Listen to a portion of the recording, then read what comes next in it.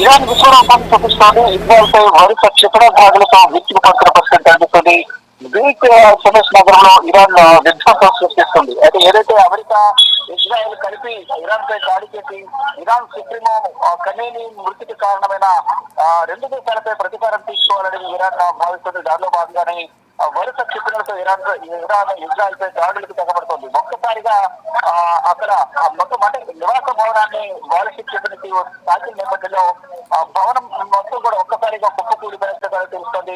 దానికి సంబంధించిన వీడియో కూడా సోషల్ మీడియాలో వైరల్ అవుతుంది. అటు అమెరికా పైన కూడా ఇరాన్ విరుచుకుపడుతుంది. అబ్రహం ఎయిర్ క్రాఫ్ట్ క్యారియర్ పై కూడా ఇరాన్ అటాక్ చేసింది. ఒకేసారి 4 బాలిస్టిక్ మిసైళ్లను ప్రయోగించింది. ఈ నేపథ్యంలోనే యుఎస్ డ్రోన్లను కూడా ఇరాన్ పూర్తి చేస్తోంది. ఇక రక్తానికి రక్తం, ప్రాణానికి ప్రాణం అంటూ కూడా పెను విధ్వంసానికి ఇరాన్ స్కెచ్ చేస్తోంది. దానిలో భాగంగా ఏదైతే నిన్నటి నుంచి కూడా ఈ దాడులు జరుగుతున్నాయి.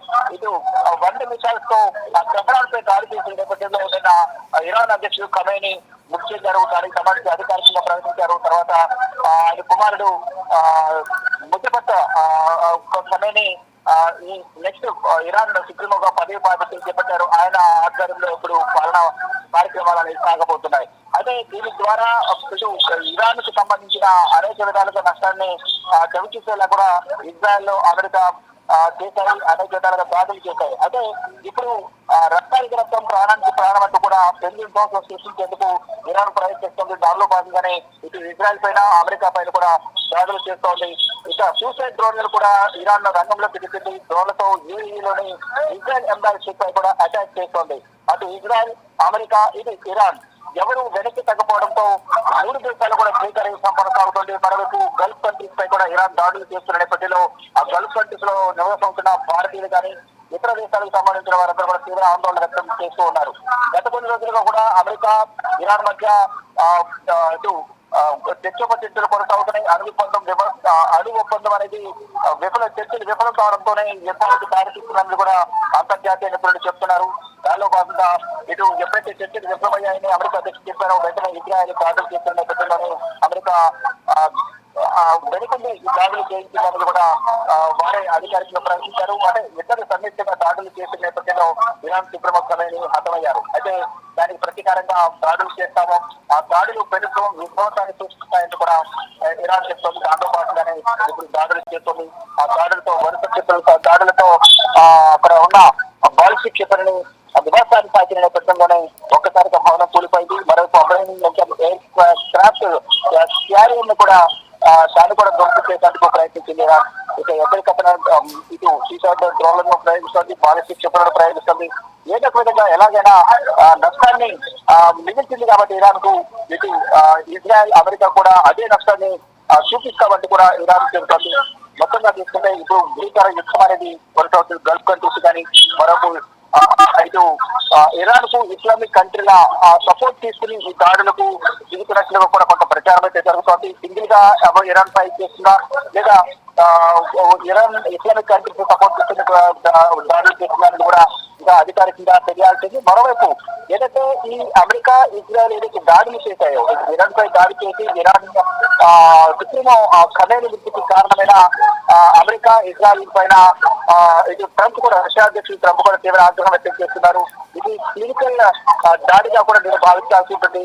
ఈ విధంగా దాడి చేయడం కరెక్ట్ కాదు, అంతర్జాతీయ చట్టాల విరుద్ధంగా ఈ దాడి జరిగిందని కూడా రష్యా అధ్యక్షుడు పుతిన్ చెప్తున్నారు. మరోవైపు ఇటు పాకిస్తాన్ ప్రధానమంత్రి షహబాజ్ షరీఫ్ కూడా సంతాపం తెలియజేస్తూ ఈ దాడిని ఖండించిన పరిస్థితి కనిపిస్తుంది. దేశాధ్యక్షులను, దేశాలను టార్గెట్ చేస్తుంది దాడులు చేయడం అనేది సంప్రదాయం కాదు, అంతర్జాతీయ చట్టాల ప్రకారం ఇది విరుద్ధంగా ఉంది. కాబట్టి ఈ విధంగా దాడులు చేయడం కరెక్ట్ కాదని కూడా షహబాజ్ షరీఫ్ తెలియజేశారు. కానీ అమెరికా అలాగే ఇజ్రాయెల్ ఇద్దరు కూడా అక్కడ ఇరాన్ లో ఉగ్రవాదాన్ని పెంచి పోషిస్తున్నారు.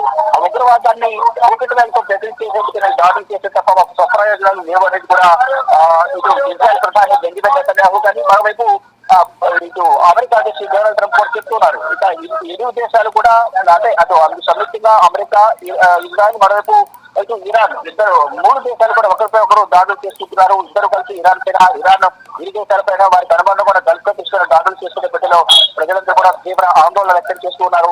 దీనిపై ఒకవైపు ఇటు యుద్ధం కొనసాగుతుంది. గల్ఫ్ కంట్రీస్ లో భారతీయులు కూడా తీవ్ర ఆందోళన వ్యక్తం చేస్తున్నారు. ఈ నేపథ్యంలోనే ప్రధాని నరేంద్ర మోడీ అధ్యక్షతన అమెరికాలోనే సెంట్రల్ కేబినెట్ భద్రతా వ్యవహారాల కమిటీ సమావేశం కూడా జరగబోతుంది. 9:30 ప్రధాని నరేంద్ర మోడీ అధ్యక్షతన ఈ సమావేశం జరగనుంది.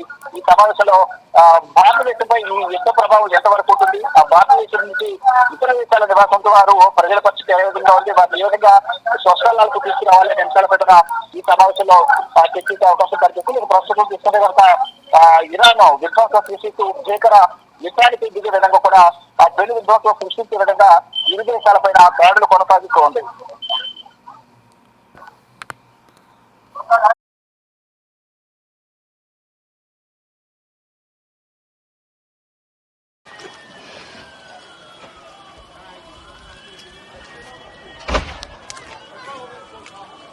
Leute sich an die Klasse, da wählen.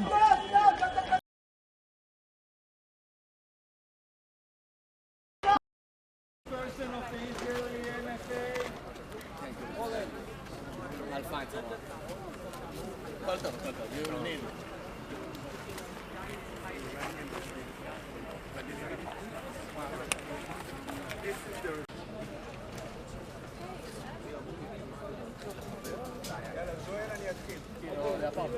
Guys, Oren Marmorstein.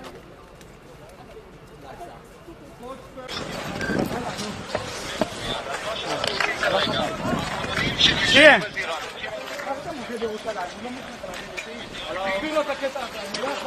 יש שם את...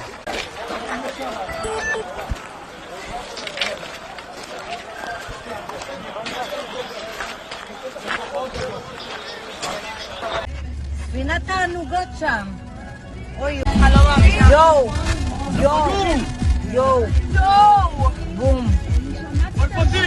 תיזהרו, תיזהרו, יואו, כפיר.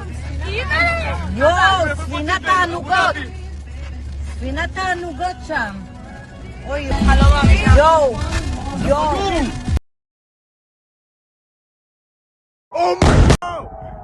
Oh shit! Some motherfucking rocket! Oh my god! Oh shit! Some motherfucking rocket! Oh my god! Oh shit! רחוב שבור.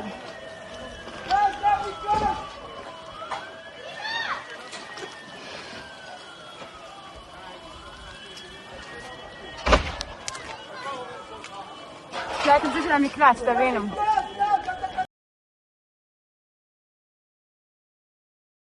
רחוב שבור. זה הרס במקלט. מקלט ספג פגיעה ישירה. יש פה מישהו? מישהו פה?